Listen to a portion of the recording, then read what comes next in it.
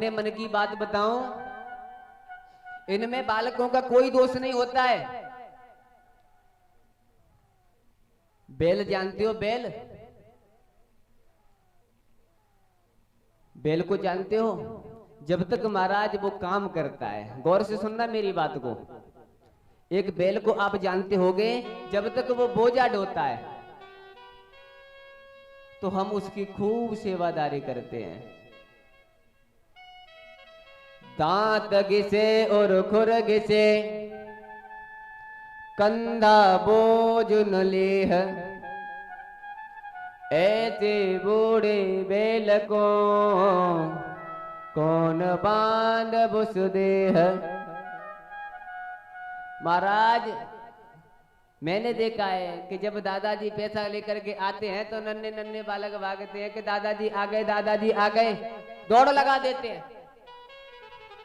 बेटों को भी देखा है, अगर बेटों को पता लग जाए कि पिताजी आज लेकर के आ रहे हैं तो बेटों के चेहरे की मुस्कान देखो, सेवा भाव देखिए आप। पिताजी आ गए, क्यों? अभी पिताजी के हाथ पैर चल रहे हैं, पिताजी पैसा खूब कमा रहे हैं, और जैसे ही पिताजी के हाथ पैर चलना बंद हुआ महाराज, मैंने देखा है कई जगह महाराज सामने चारपाई डाल देते हैं, आराम से लेटे हैं। बेटा, पिताजी कहते हैं कि बेटा, जो नन्हे नन्हे बालक होते हैं, बेटे होते हैं, छुप करके निकलना शुरू कर देते हैं कि दादाजी लेटे हैं, पिताजी लेटे हैं, अभी निकल के जाएंगे तो ना जाने कौन सा काम बता दें, ना जाने क्या काम बता दें, छुप करके जाना शुरू कर देते हैं। और जब तक शरीर काम करता है तब तक मेरे पिताजी, मेरे दादाजी, प्रत्येक परिवार में नहीं होता है ऐसा। मैंने ऐसे ऐसे परिवार देखे हैं जो माता पिता को भगवान मानते हैं, उनके खिलाफ कोई बात सुनना पसंद ही नहीं करते, लेकिन हद से ज्यादा परिवारों में यही हो रहा है। प्रेम से बोलना पड़ेगा, राधे राधे। हद से ज्यादा परिवारों में महाराज यही हो रहा है।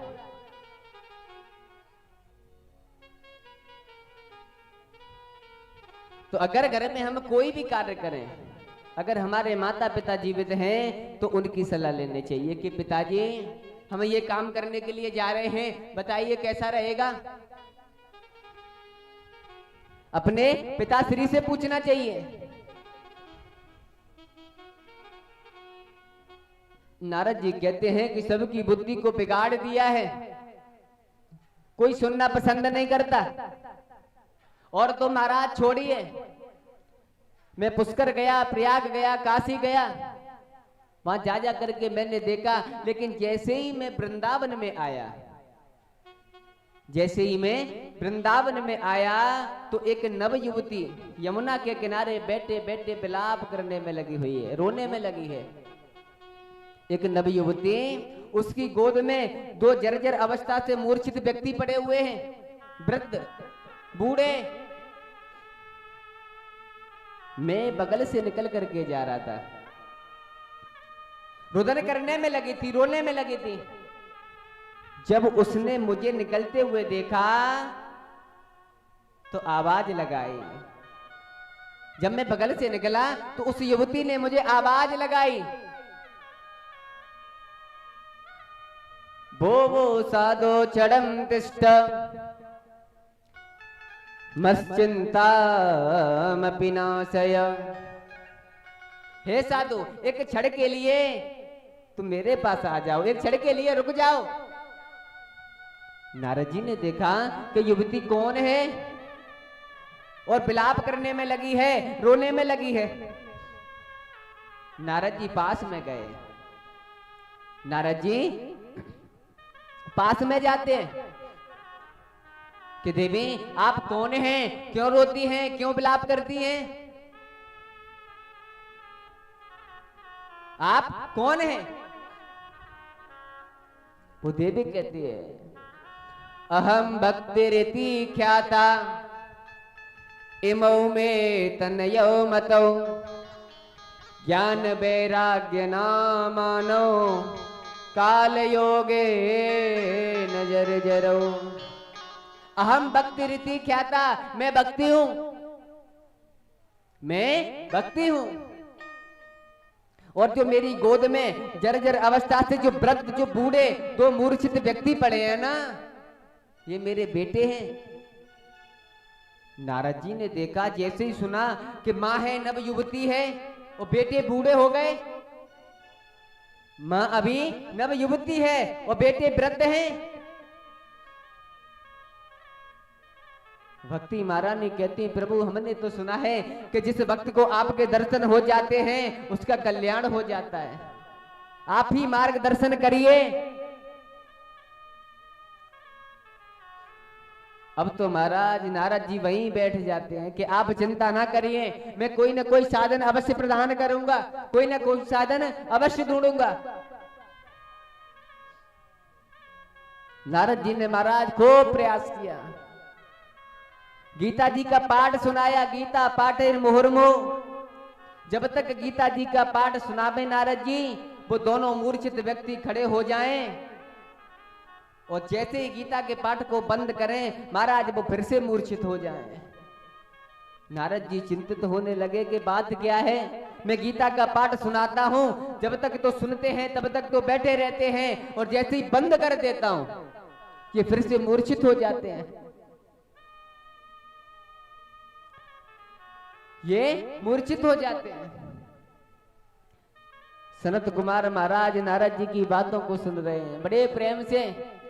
नारद जी कहते हैं कि चारों तरफ गया, मुझे कहीं शांति नहीं मिली, गीता का पाठ सुनाया लेकिन मूर्छित व्यक्ति खड़े होते हैं फिर से लेट जाते हैं।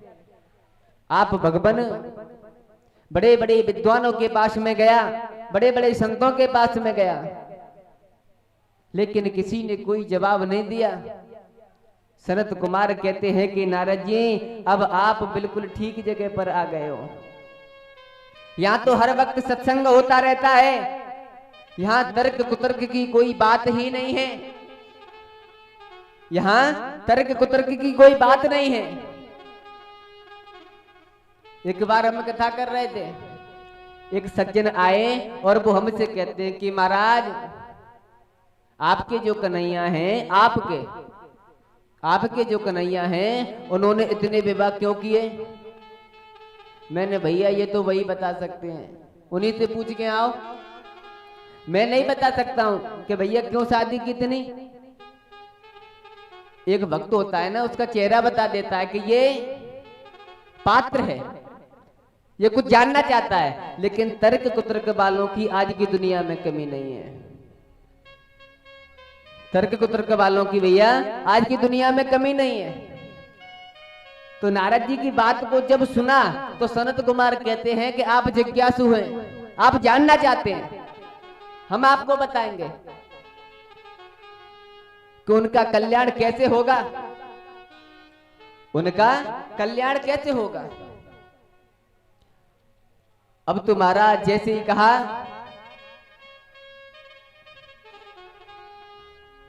कि जाइए, भक्ति महारानी ज्ञान वैराग्य को आमंत्रित कीजिए, आए और श्रीमद् भागवत कथा का श्रवण करें और उनका उद्धार हो जाएगा, कल्याण हो जाएगा।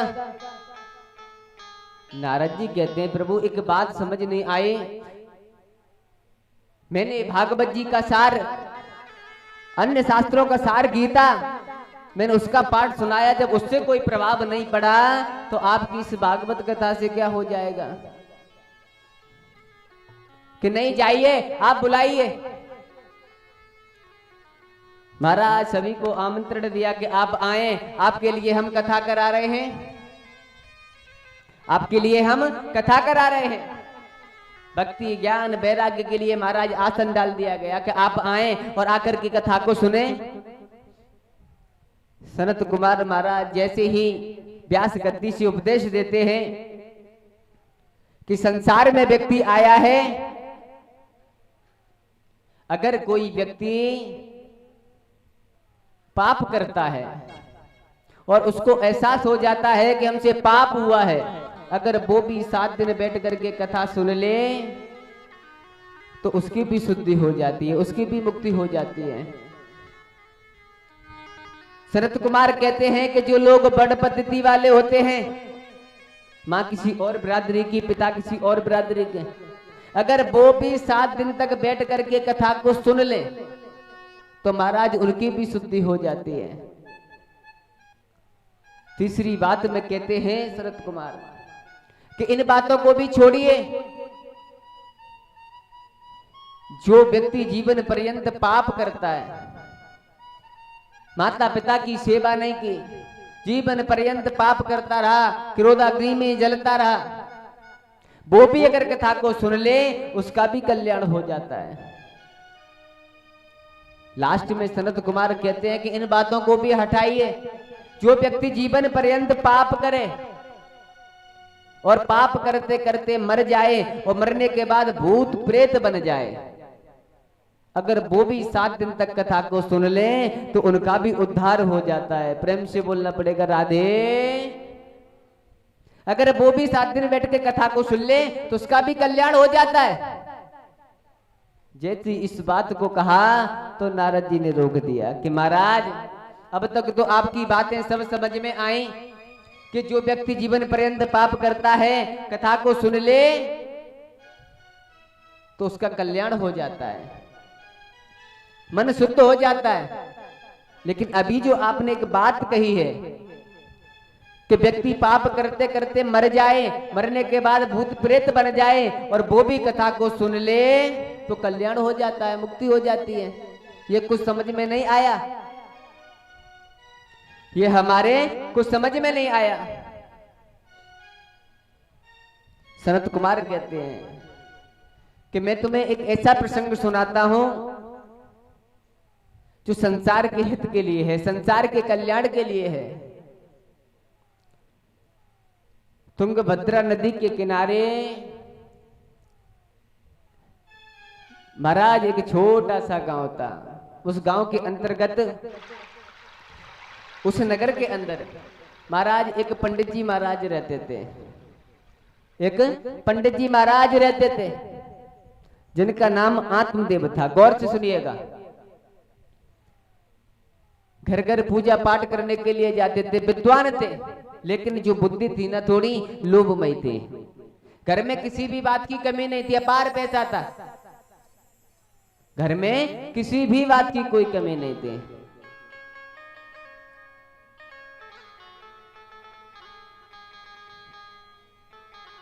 पंडित जी का स्वभाव व्यवहार बहुत अच्छा था। लोग उनसे मिलने के लिए आते थे उनके व्यवहार को जानकर। लेकिन इनके ही विपरीत इनकी भार्या, इनकी पत्नी थी धुंधली देवी। दिन में जब तक 2-4 लेडीजों से ना लड़ ले तब तक उसको शांति ना मिले। पंडित जी जब तक घर में रहे तब तक बड़े प्रेम से रहे। पंडित जी जब तक घर में रहे तब तक धुंधली देवी बिल्कुल ही शांत रहती थी। लेकिन जैसे ही घर से बाहर गए तो कभी किसी पड़ोसी से लड़ जाना, कभी किसी पड़ोसी से लड़ जाना। और एक बात कहूं, जो पड़ोसी होते हैं ना भैया, ये भी भगवान की कृपा से मिलते हैं। अगर अच्छा पड़ोसी आपको मिल जाए तो समझो कि ठाकुर जी की बहुत बड़ी कृपा है।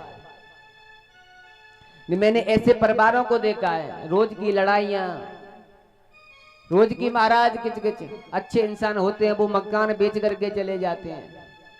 तो पड़ोसी होते हैं ना, ये भी ठाकुर जी की कृपा से मिलते हैं। अब पंडित जी घर में रहें तो बड़े प्यार से रहे, और पंडित जी घर से बाहर चले जाएं तो रोज की लड़ाई, कभी किसी से लड़ लेना, कभी किसी से लड़ लेना। एक दिन क्या हुआ, पंडित जी के घर में सब कुछ था। पंडित जी के घर में एक तुलसी का बिरबा था, एक गाय थी।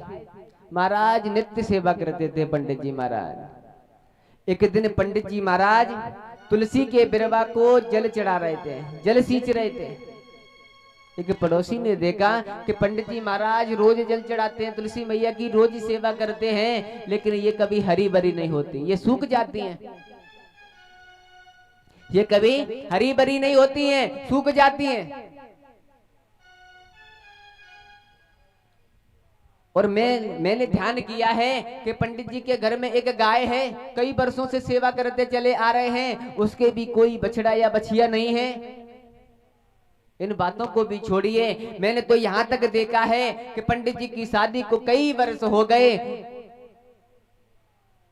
कोई छोरा या छोरी नहीं है, कोई भी बालक नहीं है। आज वो पड़ोसी महाराज पंडित जी के पास में आता है, पंडित जी के महाराज पास में आता है और आकर के कहता है कि भगवान मैं आपको रोज देखता हूँ, आप तुलसी के वृंदा को रोज जल चढ़ाते हो, रोज सेवा करते हो, लेकिन ये कभी हरी भरी नहीं होती, ये कभी हरी भरी नहीं होती है। और मैंने देखा है कि आपके घर में एक गाय है, आप गाय की रोज नित्य सेवा करते हो, लेकिन इसके भी कोई बछड़ा बछिया नहीं है। आपकी शादी को भी कई वर्ष हो गए हैं, लेकिन कोई बाल गोपाल नहीं है। हमें तो ऐसा लगता है कि आपके पितृ आपसे संतुष्ट नहीं हैं, आपके पितृ जो हैं आपकी पूजा को स्वीकार नहीं करते हैं। उसी समय महाराज पंडित जी महाराज वन की तरफ चले जाते हैं और एक वृक्ष के नीचे बैठकर जंगल में महाराज रुदन करने लग जाते हैं, रोने लग जाते हैं। वहीं से एक संत जी निकल करके जा रहे थे, वहीं से एक संत जी निकल करके जा रहे थे। जैसे ही पंडित जी महाराज को देखा तो महाराज पास में जाते हैं, देखते ही पहचान गए और पंडित जी महाराज से संत जी महाराज पूछते हैं, कथम रोदसी विप्रत्वम कासे चिंता बलेयसे बदत्वम सत्वरम मह्यम स्वस्य दुःखस्य कारणम। कथम रोदसी विप्रत्वम, संत जी कहते हैं कि देखने से कि ब्राह्मण मालूम होते हो, क्या बात है, क्यों रोते हो? पंडित जी महाराज ने देखा कि मैं तो संत जी को बताया भी नहीं कि मैं एक ब्राह्मण बालक हूँ। संत जी ने मुझे देखते ही पहचान लिया कि मैं एक ब्राह्मण हूँ और एक विद्वान मालूम होते हो। तुम एक विद्वान ब्राह्मण हो और इस जंगल में आकर के रुदन करने में लगे हो, रोने में लगे हो। पंडित जी महाराज विचार करते हैं, ये तो कोई बहुत ऊंचे पहुंचे हुए संत हैं जिनको मैंने कुछ बताया नहीं और सब मेरे बारे में बता दिया, सब मेरे बारे में बता दिया। ये तो कोई बहुत पहुंचे हुए संत लगते हैं, क्या बात है, क्यों रोते हो? पंडित जी महाराज कहते हैं कि प्रभु मैं बहुत परेशान हूं, मेरे घर में एक तुलसी का वृंदा है, रोज सेवा करता हूं लेकिन कभी हरी भरी नहीं होती। मेरे घर में एक गाय है, रोज सेवा करता हूं लेकिन उसके कोई बछड़ा या बछिया नहीं है। और महाराज इन बातों को छोड़िए, इन बातों को छोड़िए, मेरी शादी को भी कई वर्ष हो गए, मेरे घर कोई बाल गोपाल नहीं है, मेरे घर में कोई बाल गोपाल नहीं है। संत जी महाराज ने जब ऐसी बातें सुनी तो जोर जोर से हंसने लगे। पंडित जी महाराज की बातों को सुनकर महाराज हंसने लग जाते हैं कि संसार का यही तो सबसे बड़ा कष्ट है कि हमारे पास पुत्र नहीं है। संत जी कहते हैं कि अगर तुम्हारे पास पुत्र नहीं है तो मेरे कन्हैया को पुत्र मान लो, मेरे गोविंद को पुत्र मान लो। पंडित जी महाराज कहते हैं बस यही बात तो है, किसी संत को अपने दिल की बात बताओ तो ऐसी बातें करने लग जाते हैं, ऐसी बातें करने लग जाते हैं कि कन्हैया को पुत्र मान लो। भगवान मुझे पुत्र चाहिए, मुझे बेटा चाहिए। संत जी ने जब उस ब्राह्मण की पंडित जी महाराज की मस्तक रेखा को देखा तो पंडित जी महाराज से कहते हैं कि तुम इस जन्म की बात करते हो, तुम्हारी मैंने मस्तक रेखा को देखा है, मस्तक रेखा को जाना है, तुम्हारे तो 7 जन्म तक पुत्र सुख नहीं है, 7 जन्मों तक पुत्र सुख नहीं है। जैसी इस बात को सुना पंडित जी महाराज ने संत जी के पैर पकड़ लिए कि महाराज आप जब 7 जन्मों तक का बता सकते हो तो मेरा कल्याण भी आप ही कर सकते हो। मैं अब यहाँ मर जाऊंगा, जब लोगों को पता चलेगा तो एक ब्राह्मण ने, एक पंडित जी ने संतों के चरणों में अपने प्राण त्याग दिए तो तुम्हें हत्या लगेगी, तुमको हत्या लगेगी। संत जी ने पूछा कि क्या चाहते हो? कि भगवान बस पुत्र प्रदान दे दीजिए कि मेरे पुत्र हो जाए। संत जी समझाने का प्रयास करते हैं कि भैया क्या करोगे पुत्र लेकर? अगर किसी के परिवार में पुत्र नहीं होता है तो 1 साल 2 साल 6 साल रोता है कि हमारे घर में पुत्र नहीं है। भगवान की यही मर्जी होगी, भगवान की यही मर्जी होगी, इसलिए हमारे घर पुत्र नहीं है। पंडित जी महाराज आज जो तुम मेरे पास रो रहे हो जिस पुत्र के लिए, मैंने देखा है जिनके पास पुत्र होते हैं ना, वो पुत्र जब कुपुत्र निकल जाते हैं।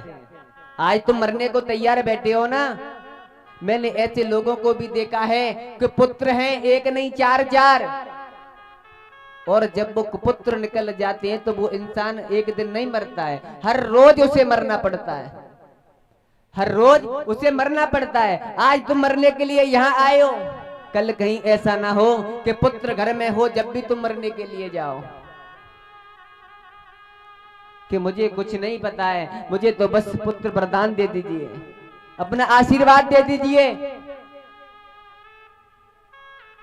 संत जी ने जब देखा कि ये ऐसे मानने वाला नहीं है, संत जी ने उसे एक फल दे दिया कि जाओ इस फल को अपनी पत्नी को खिला देना, एक गुणवान पुत्र तुम्हारे घर आएगा। इस फल को अपनी पत्नी को खिला देना। महाराज पंडित जी महाराज आज बड़े प्रसन्न हैं, दौड़े दौड़े गए अपनी पत्नी धुंधली को वो फल दे दिया कि देवी इस फल को पा लीजिए। धुंधली कहती है इस फल में ऐसी क्या विशेषता है? फल तो आप रोज ही लाते हो, रोज ही पूजा पाठ इत्यादि करने के लिए जाते हो, फल तो रोज ही लेकर के आते हो, इस फल को इतनी दौड़ करके क्यों दे रहे हो? कि तुम्हें नहीं पता है, इस फल की विशेषता तुम्हें नहीं पता है। ये फल मुझे संत जी ने दिया है। तुम्हें पता है कई वर्षों से हमारे घर कोई पुत्र नहीं है, कोई बाल गोपाल नहीं है। देवी जैसे ही तुम इस फल को खाओगे तुम गर्भवती हो जाओगी, हमारे घर पर भी एक नन्हा सा बालक आएगा। देवी इस फल को प्राप्त खा लेना। अब तो महाराज जैसे ही पंडित जी महाराज वहां से चले गए, धुंधली उस फल को देखती रहती है, उस फल की तरफ महाराज देख रही है, विचार करने में लगी है कि मैंने सुना है कि जब माँ के गर्भ में बालक होता है तो माँ को बहुत तकलीफ होती है, माँ को बहुत तकलीफ होती है। ना माँ अच्छा खा सकती है ना पी सकती है, माँ न अच्छा खा सकती है न पी सकती है। और तो छोड़िए, जब मेरे गर्भ में इस प्रसाद की वजह से बालक आ जाएगा, फल गर्वेण गर्भस्यात् गर्वेणोदर वृद्धिता स्वल्पवक्षम गतो तेन्यम। जब कहा कि जैसे इस फल को मैं खाऊंगी मेरा उदर मेरा पेट बढ़ जाएगा, और गांव में कभी आग लग गई तो सब भाग जाएंगे, गांव में कभी आग लग गई तो सब भाग जाएंगे, मैं मर जाऊंगी, मैं नहीं भाग पाऊंगी। ऐसी ऐसी विचारधाराएं लाकर के मारा रोज रोने लगी है, आंसू चल रहे हैं आंखों से। इतने में इसकी मुंह बोली बहन, इसकी सहेली पड़ोस से आती कि बहन इस फल को देख करके क्यों रोने में लगी है, इस फल को देखकर क्यों रोने में लगी हो? कि बहन तुझे नहीं पता बहन तू ही बता। पंडित जी महाराज इस फल को लेकर के आए हैं और जैसे ही इस फल को मैं खाऊंगे गर्भवती हो जाऊंगी। और बहन मैंने देखा है जब मैं गर्भवती हो जाऊंगी तुम्हारे पंडित जी महाराज है ना, वो अपनी बहन को बुला लेंगे, ननद रानी को। मैं तो बेड पर लेटी रहूंगी और वो आएगी, सब सामान समेट करके ले जाएगी, सब सामान समेट करके ले जाएगी, मैं तो लुट जाऊंगी। उसने कहा, धुंधली कहती अपनी बहन, बहन क्यों ना तू एक काम करे, बहन तेरे पास कितने पुत्र हैं? उसकी सहेली कहती है कि बहन मेरे पास तो कई पुत्र हैं और एक होने वाला है। धुंधली कहती है, बहन जब अगली बार तेरे पुत्र हो, कोई बालक हो, तो उसे मुझे दे देना, उसके बदले में मैं तुझे अपार धन दे दूंगी, उसके बदले में मैं तुझे अपार धन दे दूंगी। क्योंकि बहन मैंने देखा है तेरे घर खाने वालों की लाइन लगी हुई है लेकिन खाने को नहीं है, मेरे घर खाने को है लेकिन खाने वाले नहीं हैं। उसके मन में लालच आ गया कि ठीक है बहन, उसके बदले में तू मुझे अपार धन दे देना, अगली बार जब मेरे कोई पुत्र होगा उसे मैं तुझे दे जाऊंगी। धुंधली कहती है तो फिर इस फल का क्या करें, जो ये फल है इस फल का क्या करें? वो फल महाराज उस गाय को खिला दिया, जो घर में गाय रहती थी ना, उस फल को उस गाय को। अब तो पंडित जी महाराज दौड़ दौड़ करके काम करते हैं, उन्हें क्या पता था, सारे काम महाराज ने बिस्तर पर ही देना शुरू कर देते हैं, किसे कष्ट होगा, तकलीफ होगी। धीरे धीरे जब समय आया, जब इसकी बहन मुंह बोली बहन के जब पुत्र हुआ, तो रात्रि में महाराज आती है और उस बालक को धुंधली को दे करके चली जाती है। धुंधली महाराज, उसके भी महाराज एक बालक होता है, लेकिन उसके भी महाराज एक बालक होता है, लेकिन उसके कान बिल्कुल गाय जैसे थे, कान बिल्कुल गाय जैसे थे। तो उनका नाम महाराज गोकर्ण जी महाराज रख दिया। प्रेम से बोलना पड़ेगा राधे।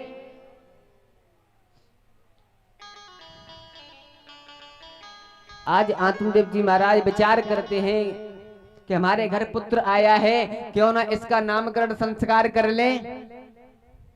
आत्मदेव जी विचार करते हैं कि मेरा नाम आत्मदेव है तो मेरे पुत्र का नाम परमात्मा देव होना चाहिए। तो आप क्या चाहती हैं? कि मैं चाहती हूं मेरा नाम धुंधली है तो मेरे पुत्र का नाम धुंधकारी होना चाहिए। जैसा आप चाहो, जैसा। एक महाराज संत है और दूसरा,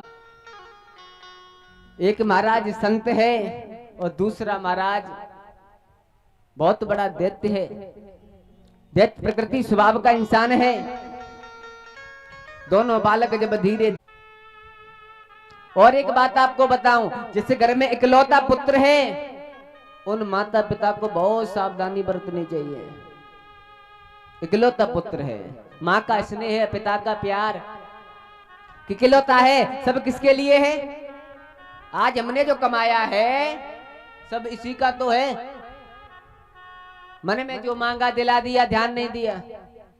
यही गलती महाराज धुंधली से हो गई कि पंडित जी ने इतना पैसा कमाया है, इतना धन कमाया है, ये किसके लिए है? ये किसके लिए है? मेरे बेटे के लिए है। पैसा मांगती है, पैसा लेकर के चला जाता है, अपने मित्रों के साथ में खूब खेलता है। जब पैसा अपार आने लगा फिर भी मन नहीं भरा, मित्रों के साथ में जाता है महाराज, जुआ खेलना शुरू कर देता है। जुए में जब पैसा हार जाता है, जुए में जब पैसे हार जाता है तो पीने लग जाता है, उल्टा सीधा खाना शुरू कर देता है। उल्टा सीधा महाराज खाना शुरू कर देता है। रात्रि के 12 बजे मस्तक से काली पट्टी बांधकर घर में आता है।